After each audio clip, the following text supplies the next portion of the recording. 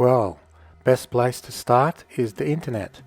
Type in hermeslight.com and you'll end up going to Steve Hanel's site. He put it all together many years ago, and it gives you all the links to various things relating to the Hermes.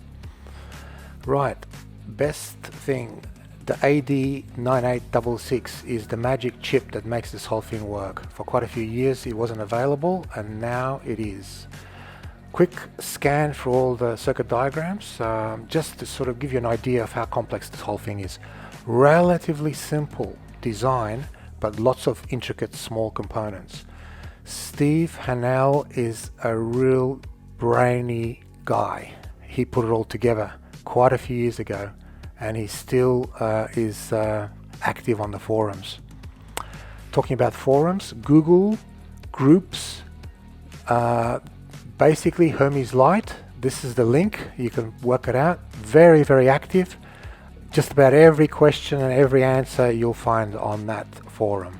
The software is maintained by a guy called Reed Campbell. He is actually developing it very, very tightly. He's only one version behind the official RANMore, which is the sort of Apache Labs main source that is being used by them. Richie, that's his repository, the Randor. The current version is 10.3.6, and Reed's got a 10.3.5 that he released a few weeks ago. So he basically updates it all the time. Apache Labs has a forum as well. Some time ago, when I went into this rabbit hole, quite a long time back, I think it was October 2022, I was quite active, and I got really involved, and including sort of developing some of the meters when Richie first released it. When I say developing, I just compiled it just to test it out. What the community thinks of the radio, have a look. So what radio are you playing around with these days, Rick? Frank, I have the Hermes Light complex syndrome too. Oh, nice. How do you like it? I love it, man. It's a killer rig for $500. Yeah, for the money, it's you can't beat it. Now I'm running it with a one of the Australian VK amps. You know, it's set up for low drive, so 2.5, 3 watts, 3.5 watts in, KW a little more out. It's pretty good, yeah. A lot of bang for your buck on that radio, man. I mean, you kind of can't beat it. I think, honestly, for the value, it beats anything that's out there. Honestly, I'd say it beats some of the more expensive radios out there. Oh, it does. I mean, there's you got pure signal. You got everything that you got in Thetis works on it. With the exception of diversity, because it's a single ADAC and you don't have 6 meters. There's a few things that are lacking from it, but I mean, for $500, you really don't got much to complain about, and it certainly will put radios that are $1,800, $2,000, $2,500 to shame. By the way, Rick gets it wrong. It's $400 US, and that includes the I/O board. Filtering and everything else, but I mean, again, for $500, you cannot beat that.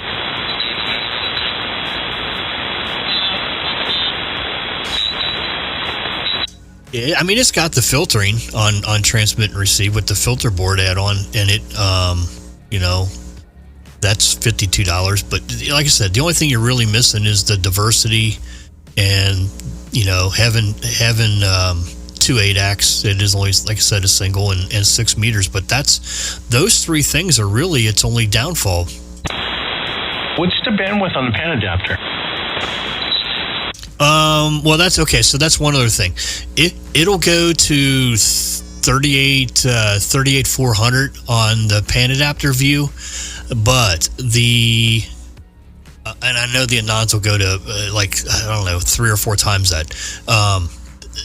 The problem with that is you can only run pure signal at 1900 or less. So, you lose a little bit of the viewable bandwidth, but I mean, again, for the price, who cares? Yeah, I agree. You can't, it's not a comparison, obviously. I mean, from a price perspective, you get a lot. Yeah, good. A lot of guys having success with it, man. It's gaining popularity like crazy. Almost everyone you talk to is on one. Yeah, I know. I keep telling people when I get on the air and and I talk about my herpes that I'm going to have to start wearing a condom on the air.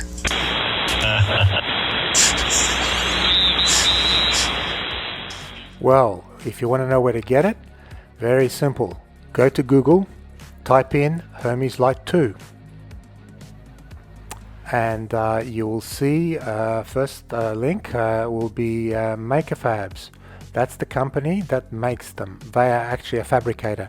Steve Hanwell, he basically is the designer, and he went to these guys ages ago.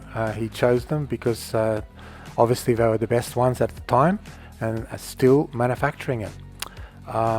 There's really three modules that you need to get. You need to get the main board, 269 at the moment. And you need to get an I/O board, well, a filters board I should say, and the enclosure. That's the minimum. But if you're going to order it, might as well get the I/O board. When I bought mine, it wasn't available. It was quite a few years ago, and definitely worth getting for another $50. Very, very intricate board. It will help you a lot. Right now, even if I had it, I probably wouldn't be using it because I don't have anything to interface it with, but definitely get it, so stick it in a cart. For those of you that don't have any means of payment, and you know who I'm talking about, go to the post office.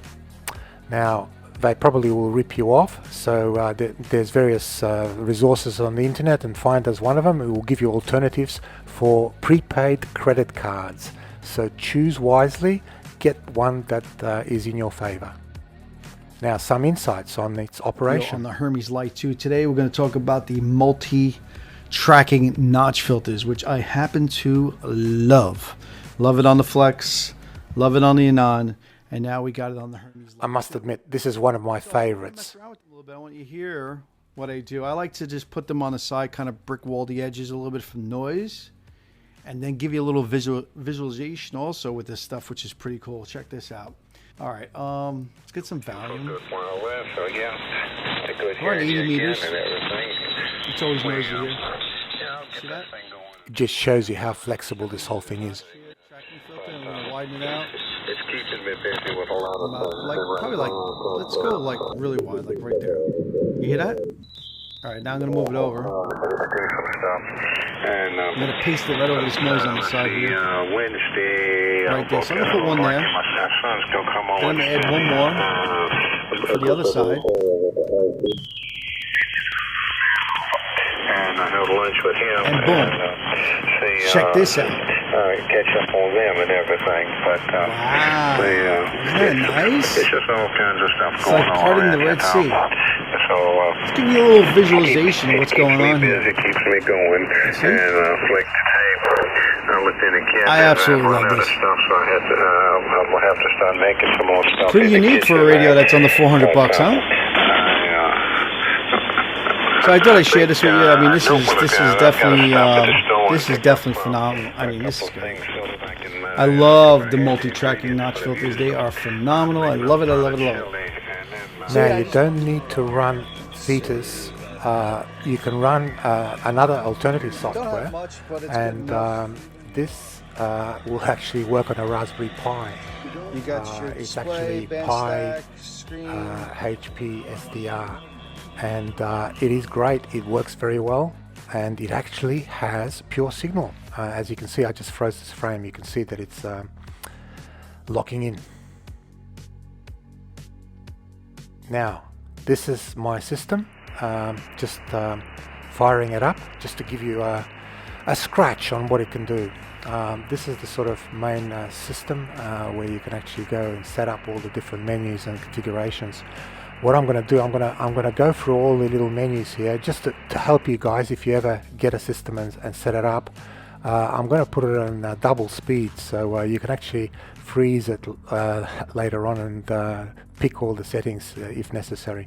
Anyway, it's a full function software, exactly the same as Apache's Lab, and you can go through all the various menus, configure everything. I'm going really quick here, but you can obviously pause it and have a look at all the different menus.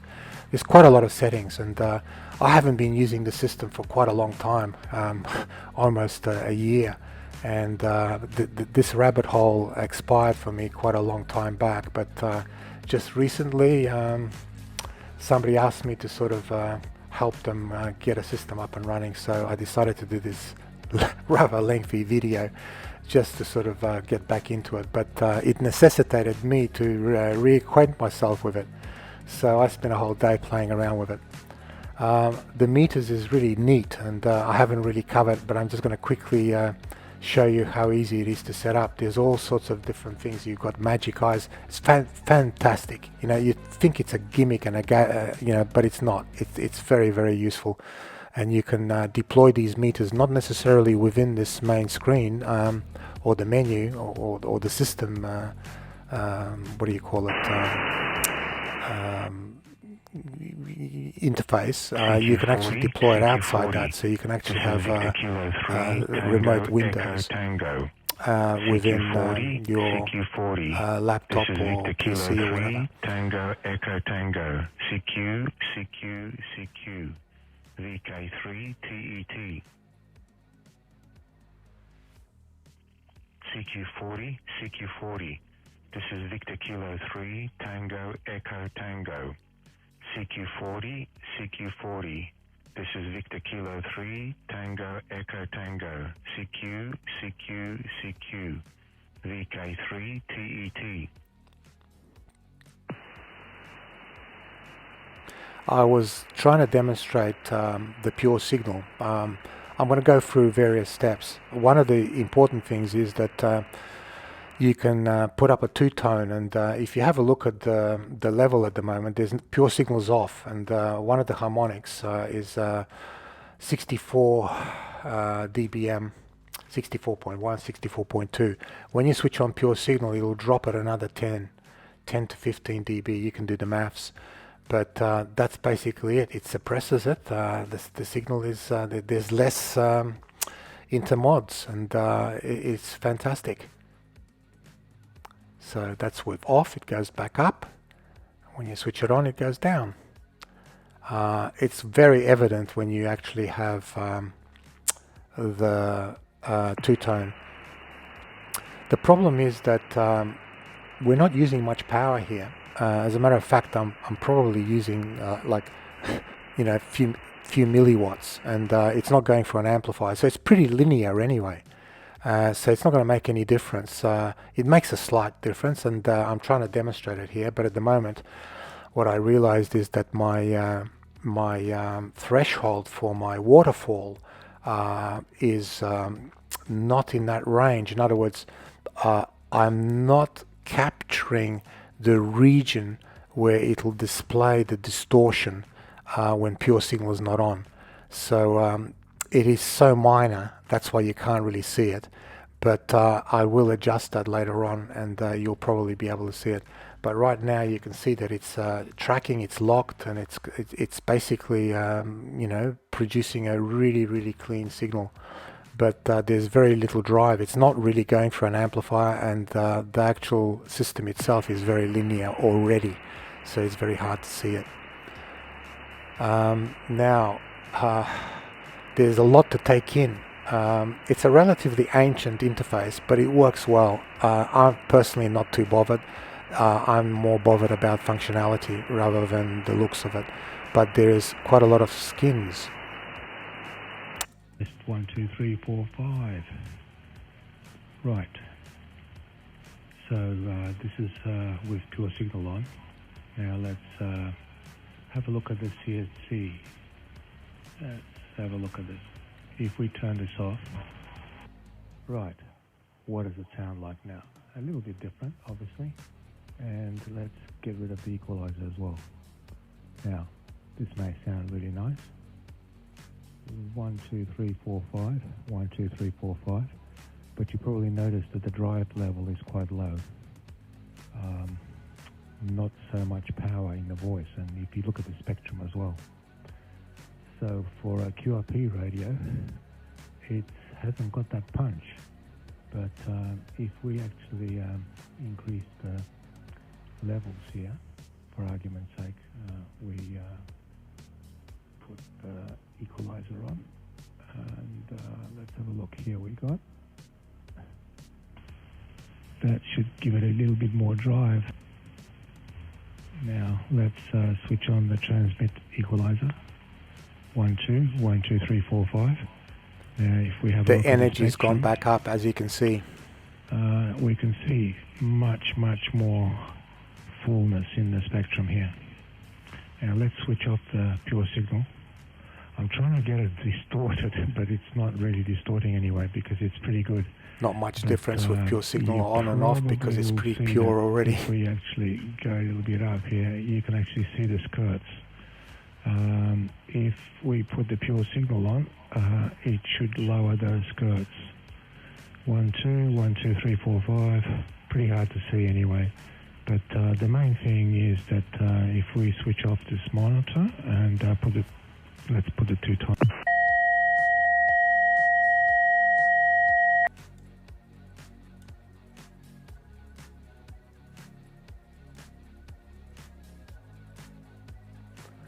Again, you can see the what I've done. I've cranked up the power now.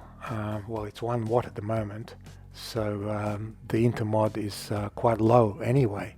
It's 64, and with pure signal it's even lower, like I think it's 74, 75, 76, something like that. So it's pretty good.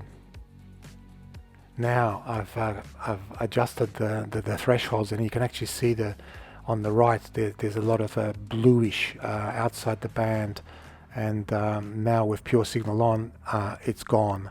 Okay, again, you can't really see it in the skirts, but some of the energy is spilling over, and in the waterfall you can actually see that blue. Like now I switched it off, you can see more blue on the right, and when you switch it back on, it gets rid of it. Now it's quite emphasized here, but if you're running a kilowatt amplifier or something, it does wonders.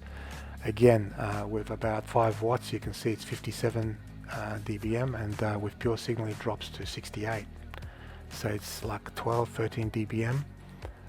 Not bad, and that's for a clean signal. Now the noise floor, this rig is not connected to any antenna, it's in a dummy load. The noise floor is 100 minus 150, 55, 57, sorry, 55.7, very low noise floor. And you've got a gain control where you can actually adjust it, and I just swung it low and high, so you've got automatic gain, or you can manually swing it. Now what I've done, I'm going to actually fire up a 5K wideband, just to show you how easy it is to do it. Essentially you just flick a couple of buttons and there we go, you're 5K wide.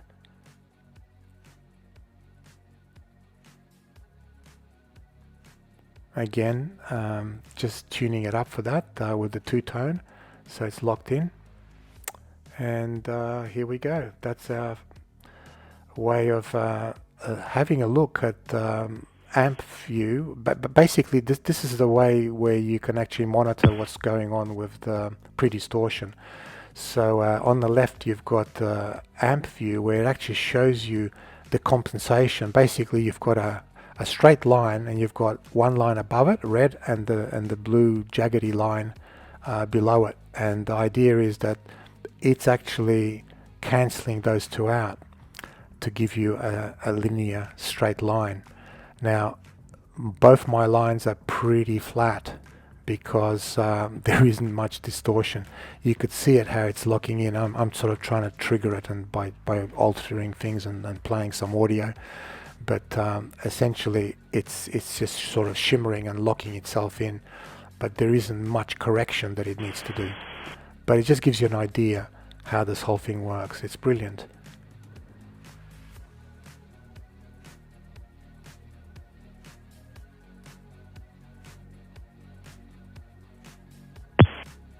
Yeah, usually, obviously with sideband, you need to have a signal there for the amplifier to be stressed out. There is no amplifier connected to it, even though I do have an amplifier on my rig, or it is not powered up. I'm just literally just running at QRP.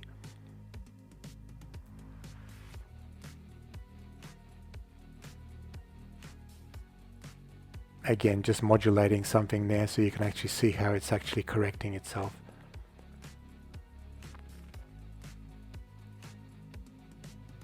Pretty flat. You've got those two lines. One is pre-distorted and to give you a straight line.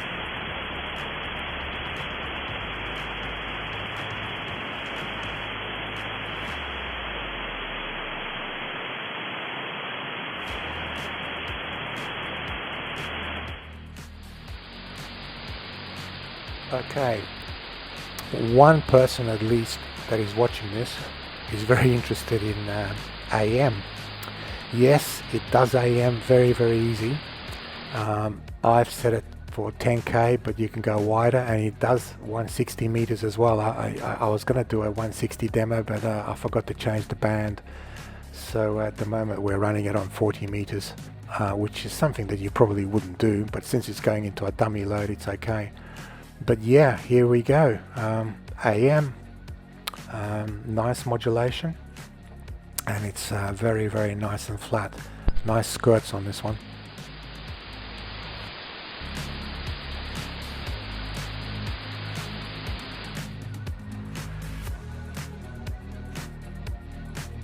Okay, what happens when you get your box? What do you get? Well, nicely packaged, very well packaged. Not the sort of AliExpress stuff. Proper packaging with labels. So in my case, I got 3 boxes because I ordered 3 things. The case, obviously, that's pretty good actually. It's got the 2 cover plates, it's got the screws, and the aluminium extrusions. It is a simple design, it's a classic design, you know, a lot of stuff is built that way, but it's pretty good, and it works quite well. It's very compact. The case is essentially a heatsink for the FET. You will have to drill a hole that lines up with the printed circuit board that slides in, and it slides in quite low, so essentially when the shim is put in there, and you'll see the shim later on, you've got to slide it in, and you've got to also get some sandpaper and rub the surface of the case on the inner surface to make sure that there's metal to metal contact. It's pretty simple, it's in the instructions, you know, no big thing. Now, there's quite a few extra bits that I put in the box. It doesn't come with it, and those are the heat sinks. The heat sinks don't come with the kit, so that's all separate. I got these heat sinks because they're bigger and they fit the chips better. The ones, I'm not sure actually, I think the one in a little plastic bag actually comes with it, but the ones that are not in the bag don't. Now the board, well made. It's really a very nice little board. As you can see, there's not much in it. There's an FPGA, a Cyclone 4. I don't know if they're still available. They're pretty hard to get. I think they're end of life as well, but they are still available. And the magic chip above it, which is the cable modem chip, that is a very, very clever part, and it does everything. It's got the A to D in there. It's a 12-bit A to D, and it's got all attenuators, everything. It is a perfect chip. It's not supposed to be used for this, but the functionality in a cable modem does just about everything for the front end. So Steve was very clever to deploy it using that. That's why it's a very low cost and very easy to make system using that cable modem chip. And that's the chip that wasn't available for quite a while. That's the little shim. The shim actually fits underneath that hole there next to the FET, and it acts as a heat sink. It goes between the board and the case. to make sure that there's heat transfer. That little heatsink there that in the packet, I think that comes with it actually, but I got bigger ones that fit the board better, and that works quite well. And I'm using a relatively big heatsink, which is bigger than the A to D, the cable modem chip, but it sits above it. That's the one I just put it, the big one. It sits above it and it clears all the components. So it's just better because there's just more thermal dissipation from it.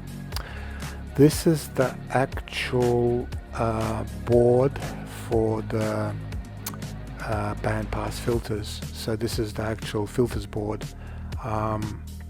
It hasn't got 6 meters. Hermes Light doesn't support 6 meters.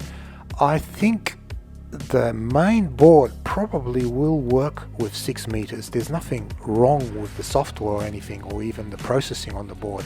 I think it doesn't work on 6 meters because when this filters board was designed, they never did a 6 meter bit on it. Probably ran out of space and they figured, not many people use 6 meters, so we won't put it on. But that doesn't stop you if you want to fiddle yourself and create another interface. You've got the schematic there and everything, and there's nothing stopping you creating a 6 meter filter. Okay, this is my Hermes Light, the one that I actually put together. Now, a couple of extra bits. I've got a big dummy load that I bought ages ago, and I think the seller on AliExpress didn't know what they were selling. I actually got that 200 watt dummy load for about $60 delivered. I couldn't believe it. After I got it, I realized how good it was, and I wanted to get another one. Price went up by over $100. Anyway, I've got to tether to the heatsink, not heatsink, the dummy load. I didn't really want to disconnect it right now, but essentially I've got my Hermes, I've got an amplifier sitting on top of it, I've got the sampler, and I've got a little antenna, power meter, SWR meter, etc., just to sort of make sure that I'm connecting to the antenna correctly, and it's reporting the right loading and SWR.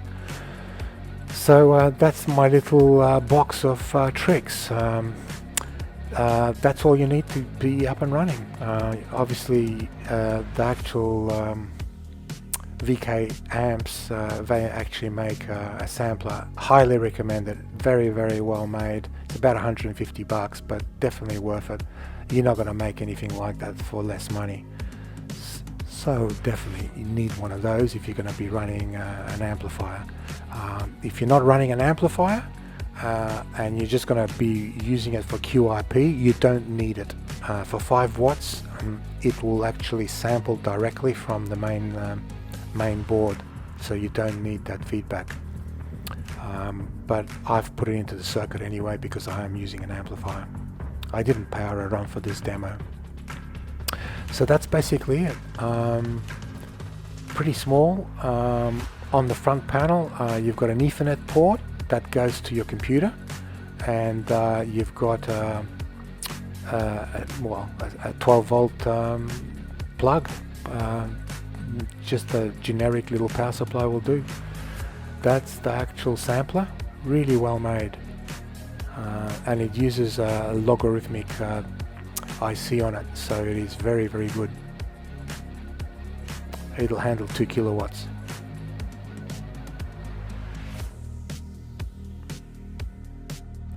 And that's the amplifier. AliExpress, I think it's about the same price when I bought it. It's probably not bad. It'll give you about 40 watts. It's not linear at about 40-45. It's best to run it at about 30-35. You get a really good response. So that's basically it. There's not much in it, and that's the system. So I hope you like this video. It's quite long, and I hope it is useful for those guys who persevered and watched it to the end. Hope you enjoy it. Take care and all the best.